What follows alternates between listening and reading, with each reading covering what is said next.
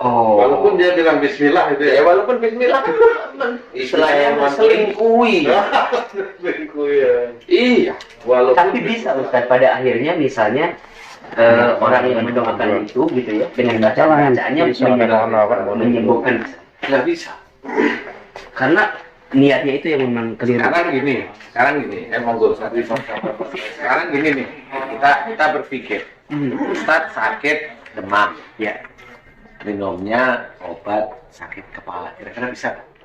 nggak bisa. Memang Al-Quran itu penyembuh, Ya, syifa. syifa. Pernahkah atau adakah pendakwah seperti kita yang menerjemahkan syifa dari Quran itu yang mana? Sifat dari Quran itu selalu ayatnya. Kalau saya menerjemahkan sifat Quran itu adalah mengamalkannya. Ayatnya dari Quran itu petunjuknya. Paham ya?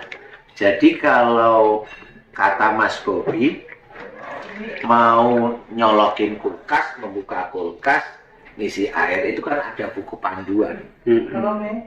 Nah, di buku panduan itu cara menghidupkan kulkas. Masa kita baca terus kulkasnya hidup? Nggak bisa. Paham ya? Baca dan praktik ya. Ya, gitu ya. Quran gitu nggak kira-kira? Kurang lebihnya, walaupun nggak sama, kurang lebihnya begitu nggak? Harusnya begitu. Disuruh apa? Jangan marah. Betul. Itu sifat.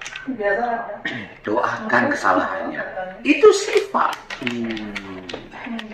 Rendah hati. Itu sifat. Jangan suuzon. Itu sifat. Jangan mencari kesalahan orang lain. Itu sifat. Kerjakan sholat. Itu sifat. Puasa. Itu sifat. Hargai saudaramu. Itu sifat. Intinya kan bukan dibacain, tapi kerjakan, amalkan. Itu sifatnya. Kalau kita sudah mengamalkan, jadilah itu amal soleh. Amal soleh ini berhubungan dengan doa orang tersebut. Doa, makanya tetap ada doa. Wa yastajibul ladzina amanu wa amilus sholihat. Nah, ini doa ini harus kita ketahui. Dan Allah akan mengabulkan doa orang yang beriman. Iman itu kuat kepada Allah Ta'ala dan mengerjakan amal soleh. Amal soleh itu tunyanan dari mana? Dari Quran dan Sunnah. Kan jelas sudah. Dari mana sifatnya? Udah tahu sekarang. Dari mana? Bacaan Quran aja. Ini nggak bisa bacaan Quran itu petunjuk. Jadi bukan hanya itu. Bukan hanya itu. Bukan itu petunjuk. Jadi kalau mobil itu belum pernah naik mobil itu, caranya gimana? Pencet kuncinya biar kebuka. Locknya, ada handle di pintu, buka pintunya. Duduk, starter mobilnya. Ini prosesnya kan begitu. Jadi kalau menjadikan mobil itu bisa jalan, kalau ingin menjadikan Al-Quran itu sifat, nah kan begitu nih. Ketahui dulu petunjuknya. Kerjakan, amalkan, kerjakan nih. Baru jalan. Baru itu Allah mengabulkan. Ngerti nggak? Itu sifatnya di situ. Kalau madu lah itu sifat yang wujudnya benda. Jelas. Ya. Madu yang mana? Madu sifat. Madu lebah bukan untuk istri kan gitu. Madu yang madu. Itu di madu. Madu untuk Mbak Diam. Kayaknya ada ini Beliin madu botol. Makanya dalam Al-Quran itu kan Ustaz, kalau ada kalimat iman, pasti selanjutnya kalimat amal soleh. Ya iya. Makanya saya lupa tadi. Apa-apa. Biar kelihatan mana Ustaz mana. Dimulai dari awal. Aduh. Saya buka aja biar kelihatan. Jadi itu maksudnya. Jadi pada waktu kata-kata Al-Quran itu syifa, itu belum jarang yang tahu. Syifa itu adalah iman dan amal soleh yang berhubungan dengan doa. Doa itu apa yang kita mohonkan kepada Allah? Untuk apa? Untuk sehari-hari. Doa itu yang untuk sehari-hari. Mau makan, doa untuk makan. Mau berjalan, doa untuk melakukan syafaat. Mau bekerja, berdoa untuk bekerja, kan begitu. Kayaknya gitu ya, Mudah-mudahan benar ya. Mudah-mudahan benar ya. Amin. Tapi kayaknya gitu juga ya. Insya Allah. Jadi artinya Al-Quran akan berbuah syifa ketika isinya kita amalkan dalam kehidupan. Awalnya harus seperti itu. Karena kalau kita bersosialisasi, orang yang membutuhkan bantuan syifa dari Quran, itu harus diterangkan kepada orang yang membutuhkan. Contoh orang sakit, kita terangkan kepada beliau-beliau ini. Sakit itu di dalam Quran diceritakan karena buah tanganmu sendiri. Nah, kalau buah tangan berarti itu dari kesalahan dan dosa. Itu sifat manusia berbuat salah dan dosa. Jangan orang muslim nggak mau ngakuin salahnya. Itu muslim yang sombong sekali. Manusia itu kita anak cucu Adam pasti dosa. Kenapa nggak mau ngakuin itu salah? Kok kayaknya dia malaikat yang nggak pernah dosa? Kan gitu. Nah, inilah sebenarnya di Sinaman Kolbu ini kita itu menerangkan ada banyak kekeliruan persepsi sebenarnya. Jadi sudah diterangkan oleh Allah kalau istilahnya musibah yang kau terima itu di atas izinku itu ya dari perbuatanmu sendiri. Nah, kalau sudah Allah bilang begitu karena itu ayat Quran ya kan harus diterima. Masa kita itu cari yang enaknya untuk kita aja? Ya sudah, kalau ayat itu dibunyikan, ya kita orang Islam ya harus mengikuti. Sami'na wa ata'na. Itu kunci dari iman. Nah, kalau dikasih tahu itu dari kesalahan sendiri, kata siapa? Apalagi yang ngomong Ustadz. Yang ngomong katanya memang Ustadz top. Lah, kok kata siapa? Lah, ayat yang begitu itu banyak. Wa ma asabakum min musibatin fa bima kasabat aydikum. Apa saja musibah yang kau terima disebabkan dari buah tanganmu sendiri. Wa ma asabaka min syai'atin fa min nafsik. Itu juga sama. Apa saja musibah yang kau terima dari kesalahanmu sendiri, jelas. Itu kan banyak ayat-ayat begitu. Kenapa kita tidak sami'na wa ata'na? Malah saudara kita, walaupun tidak banyak ya ada, malah ngomong, atas siapa? Loh, malah saya yang malu denger, dia siapa sih? Kalau dia orang yang tidak pernah pegang Quran, boleh lah ya. Ngerti maksud saya? Nah, kalau dia itu katanya hafal Quran kan, malu lah begitu. Ya, Masya Allah. Sampai kata siapa begitu? Kata siapa itu malu saya dengerin. Saya malah nggak jawab. Yang begitu malah nggak jawab.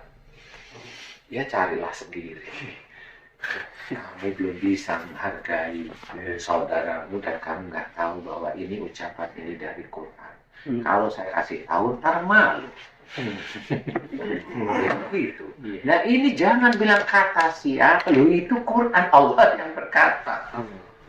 Lah kok kata siapa, kesannya kok saya yang menggurui dia? Enggak, ini Quran. Dul, Quran ini dul. Kan gitu maksudnya, ini ayat Quran. Makanya itu akan menjadi sifat. Makanya kalau di Sinaman Kolbu, kalau saya sakit back pain, itu back pain saya ngomong low back pain, low back pain, pokoknya tuh back pain itu punggung, low back pain punggung bagian bawah, ya sakit. Ya, itu karena sering menyimpan marah. Wah, ngarang orang itu. Loh, kalau kamu bilang ngarang, yuk ketemu sama saya, diskusi. Kan gitu. Kenapa saya ngajak diskusi? Emang kamu tahu, kalau kamu bisa bilang ngarang, kamu berarti punya disertasimu sendiri. Betul kan? Iya. Punya analisa sendiri. Punya analisa sendiri. Yuk diskusi. Apa kira-kira? Apa kira-kira dari kamu? Kan gitu. Ya, saya mencoba untuk bijak dikit lah. Yuk diskusi. Menurutmu yang low back pain itu apa? Menurutmu kanker itu dari mana?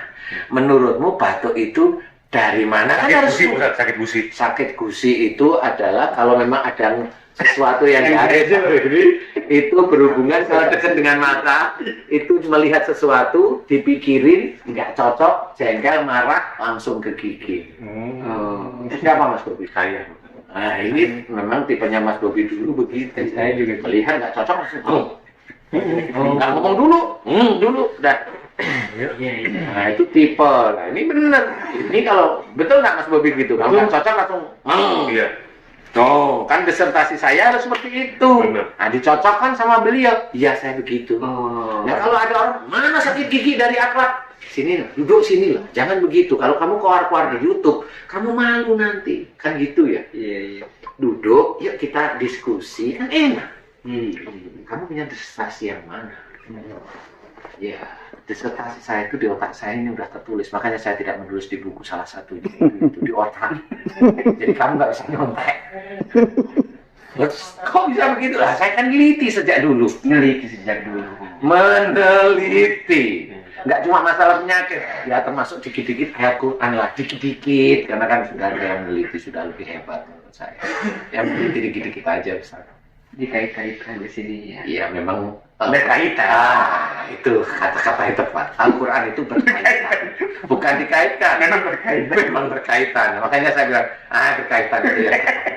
Karena ayat Quran itu akan saling terkait atau berkaitan. Tapi Ustaz kayaknya memang harus dibuat sih, kayak apa namanya, sakit ini karena akhlak ini, sakit ini karena akhlak ini.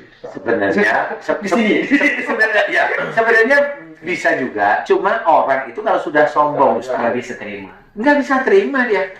Dan dia nanti kalau dia tidak bisa terima analisa saya dari ayat Quran, ngerti sendiri. Dia nggak apa-apa sama Allah. Allah yang menganggap, bukan saya. Apa kalau nggak terima dengan ayat Quran? Ya, apa sih Ustaz namanya? Hah? Apa sih Pak? Ada suara tadi. Apa suaranya? Ya kan itu, jadi kita harus menjelaskan. Jangan kita Muslim itu kalau ada ayat Quran dibunyikan, dengarkan dan terima Agar mendapat rahmat. Ini kan gitu. Gini, rahmat. Kalau rahmat ini nggak maunya. Gitu intinya. Jadi sifat maksud Allah yang ditulis dalam Quran itu bukan Al-Quran terus digituin, dibacain langsung menjadi sifat. Ada yang dibakar, masukin air, diminum. Oh ada tuh kayaknya tuh. Kata orang ya. Pasien. Jadi itu salah satu yang harus kita ketahui, yang harus kita pahami. Sifat menurut Quran itu dibaca, dipahami, kerjakan. Nah, sifat itu adalah grade berikutnya. Grade berikutnya. Contoh. Kenapa kalau di siraman kolbu, kalau low back pain tadi itu analisanya adalah marah yang disimpan di dalam keluarga. Itu dulu nih, grade pertama itu. Grade kedua pertanyaan, umur berapa? Umur saya 40 tahun. Umur. Penelitian saya, kalau sakit di bawah umur 45, itu biasanya urusannya ada dengan orang tua. Nah, saya coba tanya, kamu sering menyimpan marah dengan orang tuamu jika orang tuamu nggak cocok dengan pendapatmu? Dia jawab, iya Ustaz. Kan ketemu sudah. Saya cuma tanya, bapak apa ibu? Ibu berarti benar. Kalau dia udah bisa memilih, dia berarti benar. Kalau dia bilang, siapa ya? Nah, kayaknya dua-duanya berarti dua-duanya dia. Tapi kalau sudah jelas milihnya ibu, itu berarti dia ngakuin, iya memang. Dan kamu marahnya diem karena kamu mencoba menghargai ibu. Iya. Nah, kan ada yang dikerjakan. Dia menghormati ibu karena nggak mau marah, tapi marahnya disimpan. Ya tetap salah sama Allah Ta'ala. Marah yang kamu simpen itu tetap namanya marah. Sama seperti uang 100 ribuan, di luar ini tampak 100 ribu dimasukkan saku, namanya juga 100 ribu.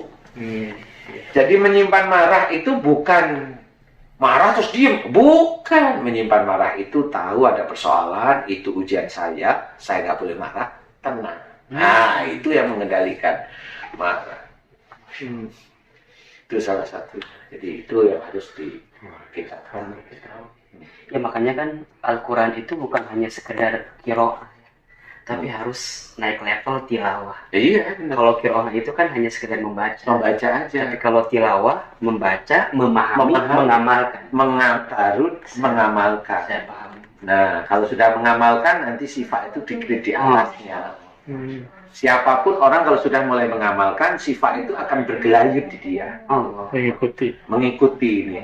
Siapapun orang mengikuti dia mau kemana nih. Makanya kalau orang itu, orang bilang, Ustaz tolong doain saya, mudah-mudahan saya kelahiran anak saya ini digampangkan oleh Allah Ta'ala. Dia hanya cuma bilang amin, selesai.